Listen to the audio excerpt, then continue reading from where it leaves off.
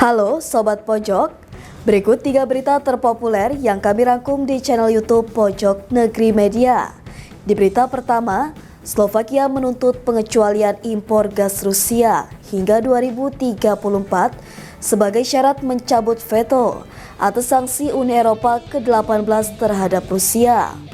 PM Robert Fico berdalih hal ini demi menyelamatkan ekonomi nasional meski Komisi Eropa menolak klaim resiko hukum. Langkah ini menimbulkan pertanyaan, taktik ekonomi atau retakan dalam solidaritas Uni Eropa dan NATO?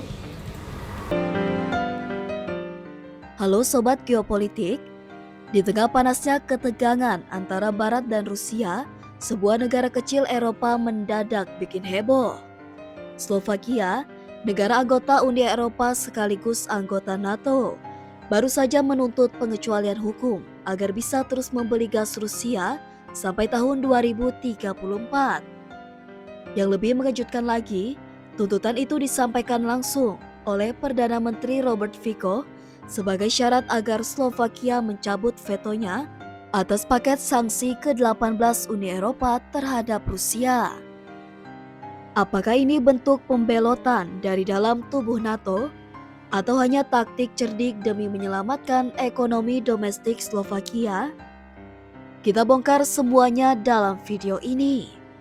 Selasa 15 Juli 2025, Robert Fico mengejutkan Brasil dan seluruh Eropa lewat unggahan di media sosialnya.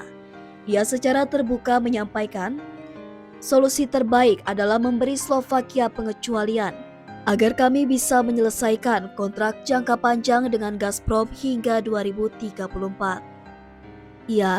Gazprom, raksasa energi milik negara Rusia, menjadi poros dari tuntutan ini. Slovakia merasa tidak punya pilihan lain. Saat ini, negara itu sangat tergantung pada pasokan gas Rusia dan menghentikan kontrak secara sepihak bisa berakibat fatal. Bahkan Fico menyebut Slovakia bisa digugat Gazprom sebesar 16 hingga 20 miliar euro jika keluar dari kontrak sebelum waktunya. Komisi Eropa sebelumnya sudah punya rencana jelas menghentikan seluruh impor energi Rusia paling lambat 2027. Ini bagian dari strategi untuk memutus pendanaan perang Rusia di Ukraina. Tapi bagi Slovakia itu tidak realistis. Fico memperingatkan bahwa jika Uni Eropa memaksakan hal ini, ekonomi dan industri dalam negerinya bisa kolaps. Masalahnya, Komisi Eropa menolak klaim soal gugatan hukum. Menurut mereka, larangan impor bisa dikategorikan sebagai force majeure dalam hukum internasional. Artinya, Slovakia tidak bisa dituntut. Namun, Fico tidak percaya begitu saja. Ia justru memerintahkan utusannya di Brasil untuk menunda pemungutan suara terkait sanksi baru terhadap Kremlin. Presiden Komisi Eropa Ursula von der Leyen tak tinggal diam. Ia mengirim surat resmi ke Fico menawarkan transisi energi yang bertahap dan bantuan Uni Eropa agar rumah tangga serta industri Slovakia tak terlalu terdampak. Tapi, surat itu tidak menyebut kompensasi langsung atau pengecualian khusus yang diminta Slovakia. Fico mengaku kecewa dan menyatakan bahwa mitra koalisinya menolak mentah-mentah tawaran Komisi Eropa itu. Jaminan komisi itu tidak memadai, beberapa bahkan menyebutnya tidak ada apa-apanya. Langkah Fico memicu ketegangan di antara negara-negara Uni Eropa. Perwakilan tinggi Uni Eropa untuk urusan luar negeri, Kaja Kallas, mengkritik keras langkah Slovakia dan menyebutnya sebagai keputusan yang lebih didasarkan pada politik domestik ketimbang solidaritas Eropa. Menurut Kallas, semua negara seharusnya sudah berkomitmen terhadap satu arah kebijakan, tekan Rusia secara maksimal. Tapi dengan sikap Fico, upaya ini menjadi terhambat. Meski begitu, Kallas tetap optimistis sanksi akan disepakati sebelum akhir pekan. Kita perlu menavigasi 27 opini publik dan kepentingan yang berbeda. Langkah Fico memang menuai kecaman, tapi banyak analis menilai ini bukan pengkhianatan, melainkan manuver politik yang sangat cerdik. Dengan menjadikan veto sebagai alat tawar, Fico melindungi ekonomi dan pasokan energi negaranya dan menekan Brasil untuk lebih realistis dalam transisi energi.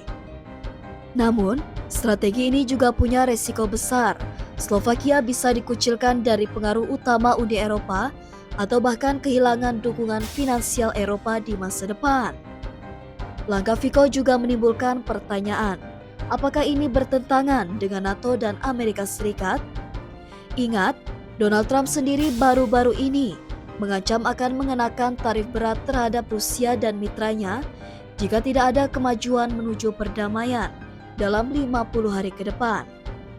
Jika Slovakia terus membeli gas dari Rusia hingga 2034, akankah negara itu dianggap sebagai mitra Rusia dalam konflik ini?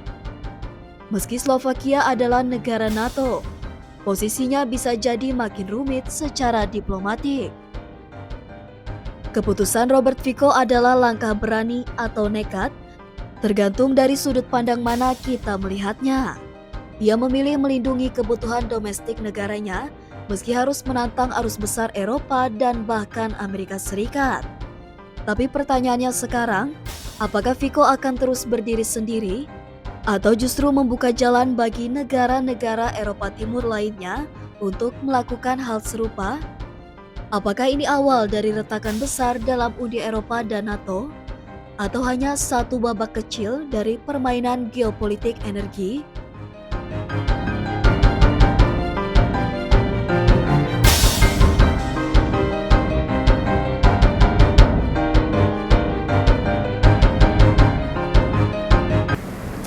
Di berita yang kedua, sistem pertahanan udara Patriot buatan AS terbukti mampu menghadapi rudal hipersonik Rusia di Ukraina termasuk Kinzhal. Keberhasilannya bukan hanya kemenangan militer, tapi juga simbol kekuatan teknologi Barat yang mengubah persepsi global tentang pertahanan udara dan keunggulan militer Rusia. Hari ini kita bahas senjata yang jadi game changer di perang Ukraina, sistem pertahanan udara Patriot buatan Amerika Serikat. Sebuah sistem yang mampu menghancurkan rudal hipersonik Rusia dan mengubah wajah peperangan udara di Eropa Timur. Apakah Patriot benar-benar sehebat itu? Dan seberapa besar dampaknya pada geopolitik global? Yuk kita bedah lengkap. Tapi sebelumnya, klik tombol like dan subscribe dulu ya, agar kamu nggak ketinggalan konten menarik lainnya. Sistem rudal Patriot MIM-104 adalah salah satu sistem pertahanan udara paling mahal dan paling canggih di dunia. Dirancang oleh Raytheon dan Lockheed Martin, Patriot bukan hanya alat bertahan, tapi simbol keunggulan teknologi militer Amerika. Sistem ini mampu mendeteksi, melacak, dan menghancurkan rudal balistik, rudal jelajah, drone, hingga jet tempur dengan presisi tinggi. Dan kini, Patriot dikirim langsung ke garis depan Ukraina untuk menghadapi rudal-rudal maut milik Rusia seperti Iskander dan bahkan Kinzhal, rudal hipersonik yang sebelumnya dianggap tak terkalahkan. Sistem ini bukan cuma satu senjata, tapi terdiri dari beberapa elemen utama. Radar AN/MPK-65, radar phase array yang bisa mendeteksi banyak target dalam radius 100 km lebih. Pusat kendali atau Engagement Control Station, pusat otak dari operasi Patriot. Peluncur rudal bisa memuat 4-8 rudal per kendaraan. Kendaraan logistik dan generator listrik memastikan semua beroperasi tanpa henti. Bayangkan, satu unit Patriot bisa memindai langit, memilih target dan menembak rudal musuh hanya dalam hitungan detik. Ini teknologi luar biasa. Patriot terbaru menggunakan rudal PAC-3 dan PAC-CRI yang beda banget dari pendahulunya PAC-2.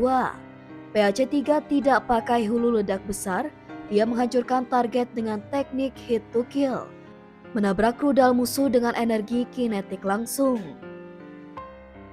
Spesifikasi PAC-3, panjang 5,2 meter, berat 312 kg, kecepatan sangat tinggi, akurasi presisi tingkat tinggi, bahkan terhadap rudal balistik.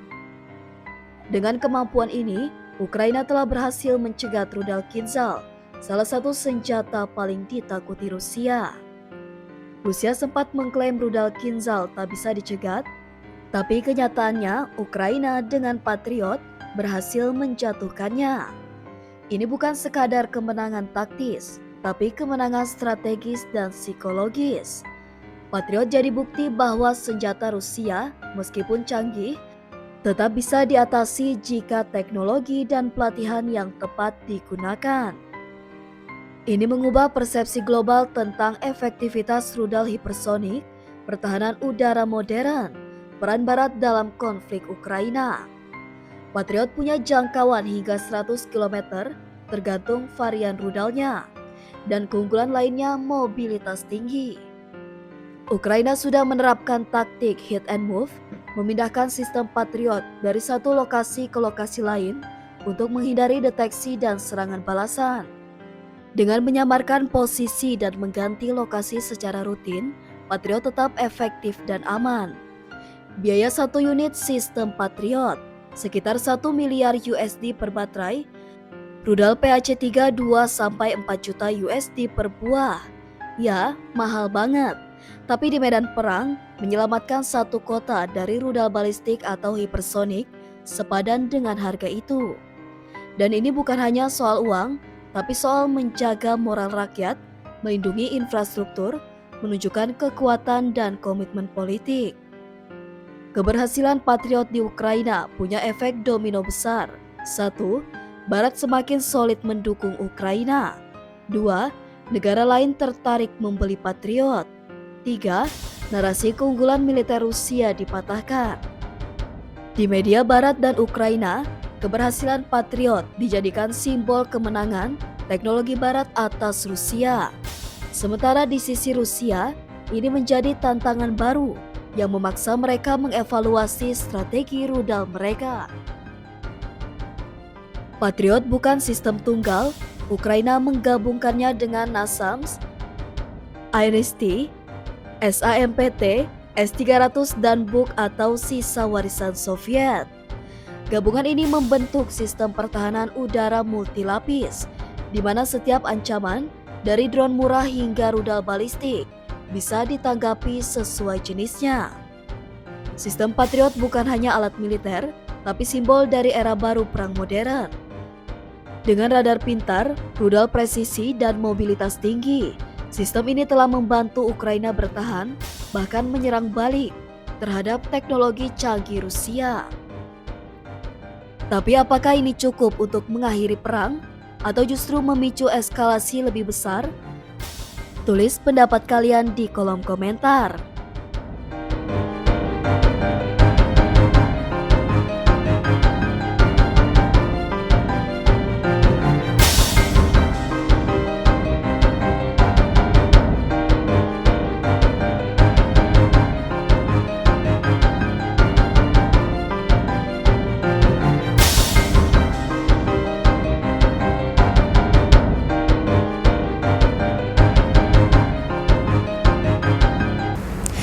Di berita yang ketiga, Ukraina jadikan medan perang sebagai laboratorium uji senjata asing lewat program Test in Ukraine. Ini mempercepat inovasi militer, tapi juga memicu resiko etis dan potensi eskalasi dengan Rusia. Hari ini, kita akan membahas sebuah langkah mengejutkan dari Ukraina yang mungkin bisa mengubah wajah peperangan modern untuk selamanya. Bayangkan, sebuah negara yang tengah berperang membuka pintunya untuk perusahaan-perusahaan senjata asing dan menawarkan, kirim senjata kalian ke sini, kami akan uji langsung di garis depan melawan Rusia. Kedengarannya seperti plot film fiksi ilmiah, tapi ini nyata dan sedang terjadi sekarang di medan perang Eropa Timur. Simak video ini sampai habis, karena kita akan membongkar strategi baru Ukraina yang menjadikan negaranya sebagai laboratorium tempur global, lengkap dengan peluang, resiko, dan implikasi geopolitiknya. Pada 18 Juli 2025, dunia dikejutkan oleh pengumuman dari kelompok investasi pertahanan Ukraina, Brave 1. Melalui program Test in Ukraine, pemerintah Ukraina membuka kesempatan bagi perusahaan militer asing untuk menguji senjata mereka langsung di medan perang. Perusahaan cukup mengirim produk mereka, melakukan pelatihan daring untuk tentara Ukraina, dan senjata itu akan langsung digunakan di garis depan menghadapi pasukan Rusia. Artem Moros, Kepala Hubungan Investor Brave 1 menyatakan, ini bukan hanya memberi kami pemahaman tentang teknologi terbaru, tapi juga membantu perusahaan mengetahui senjata mana yang benar-benar efektif di kondisi pertempuran nyata. Program ini bukan sekedar gagasan. Ukraina sedang berada di garis terdepan dari perang modern, lebih dari 1.000 km garis pertempuran aktif. Ini adalah lapangan uji terbesar dan terganas di dunia saat ini. Apa yang diuji? Teknologi perang masa depan. Lalu, senjata macam apa yang diuji? Brave 1 telah menyusun daftar teknologi paling dibutuhkan oleh militer Ukraina. Sistem pertahanan udara untuk menangkis serangan rudal Rusia, sistem pencegat drone karena Rusia menggunakan UAV murah dalam jumlah besar, teknologi kecerdasan buatan atau AI untuk mengarahkan tembakan artileri secara presisi, solusi melawan bom luncur yang sangat mematikan dan sulit ditangkis, sistem tempur tanpa awak baik di udara, darat maupun laut. Artinya, perusahaan yang tertarik menguji produk mereka di sini bukan cuma pembuat senjata konvensional, tapi juga startup teknologi militer masa depan. Ini bukan perang tradisional, ini adalah peperangan berbasis data, AI, dan drone. Dan Ukraina sedang jadi tempat eksperimen raksasa. Apa untungnya bagi Ukraina? Mendapat akses senjata terbaru tanpa harus membeli langsung, bisa menyusun taktik dan strategi berdasarkan data real-time, menarik investasi asing untuk memperkuat industri militer dalam negeri, mempercepat inovasi teknologi tempur, namun tentu saja ada resikonya. Potensi ketergantungan pada pihak luar. Tidak semua senjata akan terbukti efektif, bisa membahayakan pasukan di lapangan, menimbulkan kekhawatiran etika. Apakah manusia jadi kelinci percobaan? Bisa memicu eskalasi baru dari Rusia yang melihat ini sebagai provokasi. Bahkan Rusia sendiri sudah menyatakan kemarahan atas meningkatnya dukungan senjata dari luar. Apalagi kalau senjata eksperimental mulai membunuh tentaranya. Menariknya, Brave 1 tidak membuka secara publik nama-nama perusahaan yang sudah mendaftar. Namun, analis menduga beberapa nama besar dalam industri pertahanan darat sudah aktif berkolaborasi seperti Lockheed Martin, Raytheon, Rheinmetall, Baykar dari Turki, bahkan sejumlah startup AI dan drone dari Israel dan Korea Selatan. Ada pula kemungkinan bahwa perusahaan Cina yang netral mencoba masuk melalui jalur teknologi non-lethal, seperti komunikasi atau logistik otomatis. Keputusan Ukraina untuk merahasiakan detail ini juga untuk menjaga keamanan operasional dan mencegah sabotase dari intelijen asing, termasuk FSB Rusia. Langkah Ukraina ini bisa menjadi preseden untuk konflik-konflik masa depan. Bayangkan jika di masa depan negara-negara yang sedang berperang membuka medan tempurnya sebagai laboratorium senjata global. Perang tidak lagi hanya konflik, tapi proyek riset berjalan. Pertanyaannya, apakah ini akan mempercepat akhir perang karena teknologi semakin efisien? Ataukah justru memperpanjang konflik karena setiap pihak ingin menguji kekuatannya? Dan bagi para produsen senjata, ini jelas ladang emas, sebab tidak ada tempat lain di dunia yang bisa memberi feedback langsung dari medan tempur serealistik di Ukraina saat ini.